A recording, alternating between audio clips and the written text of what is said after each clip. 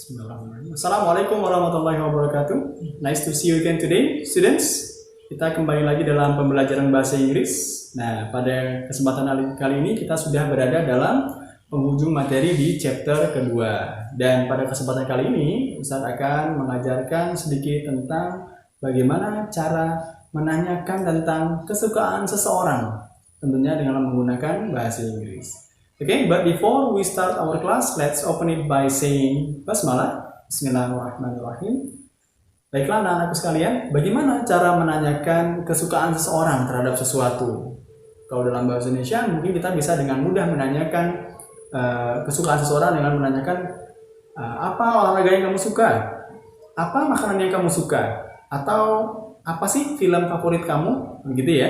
Nah, dalam bahasa Inggris, pola yang sama bisa kita gunakan, tentunya dengan sedikit perubahan karena adanya perbedaan aturan penulisan dan pengucapan dalam bahasa Inggris. Mau tahu? Langsung saja kita lihat di belakang saya sudah ada dua pola kalimat yang bisa langsung praktekkan ya, karena mudah sekali untuk menanyakan rasa suka seseorang terhadap sesuatu. Nah, di sini intinya adalah bagaimana cara menanyakan tentang kesukaan terhadap seseorang terhadap sesuatu ya. Di sini kita tuliskan dua pola. Yang pertama adalah kata what. Ya, what di sini digunakan karena kita menanyakan sesuatu yang non-human, bukan manusia. Nah, kita tidak boleh menggantinya dengan who atau siapa, karena kata who merujuk pada human atau manusia. Oke, lalu bagaimana berikutnya? Di sini ada blank space atau titik-titik. Di sini diisi dengan apa yang ingin kita tanyakan. Misalnya, kalau kita ingin menanyakan olahraga, maka kita tulis saja sport. Kalau ingin menanyakan makanan favorit, sebut saja food. Minuman favorit bisa sebut drink atau beverage. Kalau buku disebutkan book di sini. Kalau film atau movie bisa juga letakkan di sini. Ya, jadi tergantung apa yang ingin kita tanyakan. Oke, kita contohkan lagi berikutnya. Polanya adalah do yang digunakan jika subjeknya adalah subjek yang jumlahnya jamak atau tergolong subjek kedua tunggal ya, kedua tunggal. Misalnya you, kamu, itu subjek kedua tunggal ya, maka boleh menggunakan do. Atau subjek ketiga jamak, contohnya they, mereka, nah, boleh juga pakai do. Nah, tapi kenapa tidak digunakan untuk we dan I? Sebenarnya boleh saja menggunakan I dan we dalam kalimat ini, namun akan menjadi sesuatu yang agak aneh ya ketika seseorang menanyakan kesukaannya pada diri sendiri gitu ya. Jadi kita hanya fokus pada dua subjek nanti, do you dan do they like, oke? Dan kedua-duanya menggunakan do karena aturan dasarnya mengharuskan do dan you dan they menggunakan kata bantu do. Lalu bagaimana dengan pola di bawahnya? Di sini ada kata does. Ya, does di sini memiliki fungsi yang sama seperti do. Ya, namun karena subjek yang digunakan adalah she atau he, dia laki-laki atau dia perempuan, maka kata do tadi berubah. Ya, aturannya menjadi penggunaan does. Jadi she dan he di sini digunakan untuk subjek ketiga tunggal atau subjek yang dibicarakan. Dan tidak harus she dan he ya, bisa dengan nama orang, bisa dengan nama subjeknya langsung, ya, tidak harus dalam bentuk she dan he. Boleh ya. Nanti kita akan lihat dalam contohnya langsung. Oke, lalu diikuti dengan kata like. Ya, like di sini bisa diganti dengan love. Ya, seperti yang sudah kita bahas sebelumnya, ungkapan suka tidak hanya like ya, ada love, ada adore. Hanya saja di sini kita gunakan kata like atau love supaya lebih sederhana. Jadi kalau digabungkan menjadi what bla bla bla do you like. Nah, nanti kita langsung contoh saja ya. Nah, contoh kita menanyakan olahraga favorit pada teman kita. Jadi what sport do you like? What sport do you like? Olahraga apa yang kamu paling suka? Ya, olahraga apa yang kamu suka? Oke, atau misalnya what sport does she like? What sport does she like? Apa olahraga yang dia perempuan suka? Kita ulangi lagi. What sport do you like? Atau what sport does she like? Nah, seperti itu. Jadi perubahan subjek akan berpengaruh pada perubahan penggunaan do atau does. Oke, sesederhana itu ya. Jadi, lalu bagaimana cara meresponnya? Ya, meresponnya justru jauh lebih mudah dibanding menanyakannya. Untuk meresponnya kita cukup menggunakan kata I like, atau they like. Lalu perhatikan bawahnya, she likes atau he likes. Kenapa ada s-nya? Ya, kita merujuk pada pembelajaran kita sebelumnya, kata like, love, dan adore harus ditambahkan akhiran s jika subjeknya adalah subjek yang bisa digantikan dengan she, he, atau ya it ya kalau di sini bisa masuk ya. Oke, jadi she, he, dan it. Maka kata like atau love atau adore wajib ditambahkan akhiran s. Oke, kita langsung pada contohnya saja, oke? Ya, anak sekalian, ini adalah contoh dari penggunaan pola kalimat yang tadi barusan saya jelaskan. Di sini ada 4 contoh kalimat dengan subjek yang berbeda dan rasa ingin tahu yang berbeda ya.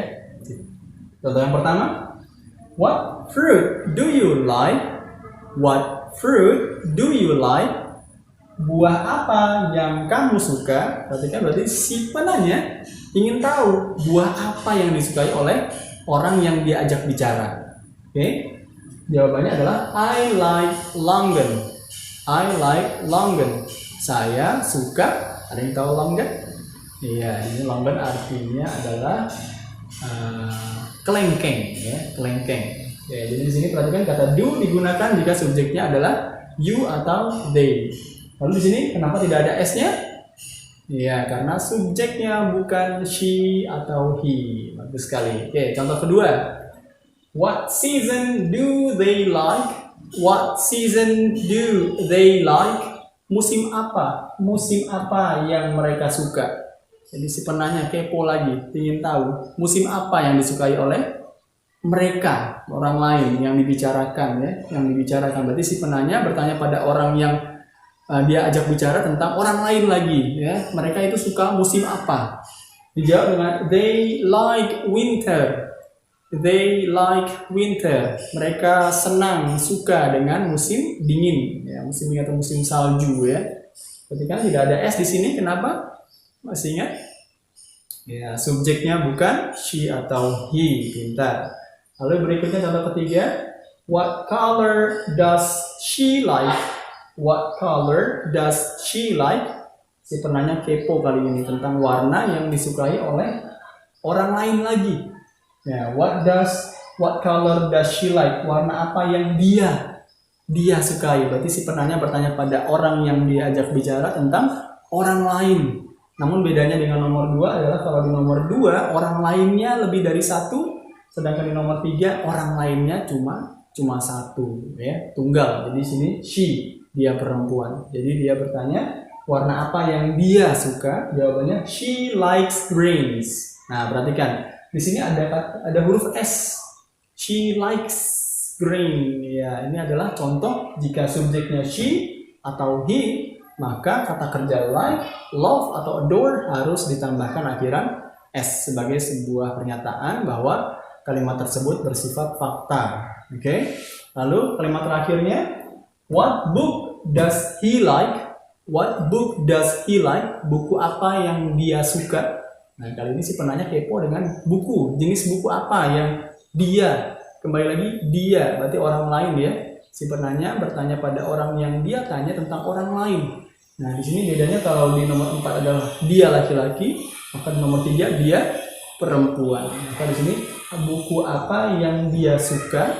Maka jawabannya jadi he likes novel. Dia suka buku yang jenisnya novel. Nah, novel ya. Berarti kan di sini ada akhiran s lagi karena subjeknya adalah she atau he. Oke, anak-anakku sekalian, itu adalah beberapa contoh penggunaan pola kalimat untuk menanyakan rasa suka seseorang ya. Perhatikan di sini kita bisa mengganti